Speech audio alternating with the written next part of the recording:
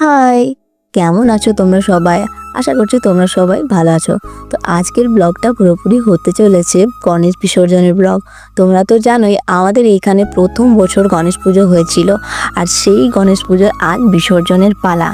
খুব ভালোভাবে যেমন পুজো কেটেছিল, বিসর্জনটাও বেশ ভালো কেটেছিল। আমরা ভাবতে পারিনি যে পাড়ার বিসর্জনে এই যে গণেশ পুজোর যে বিসর্জনটা হয়েছে সেটাতে এতটা পরিমাণে ভিড় হবে। ভিড়টা দেখে তোমরা বুঝতেই পারছো, এইটা তো আমি হাফ রাস্তার ভিড় দেখাচ্ছি, বাকি ভিড় তো পেছনে আরও ছিল, যেটা আমি ক্যাপচার করতে পারিনি। তো আমার সাথে ছিল মামিমা, এটা হচ্ছে আমার মামিমার বান্ধবীগণ। আর সেখানে এদের গল্প, এত ভরপুর গল্প আর নাচানাচি মাতামাতিতে সবাই একদম মেতে উঠেছে।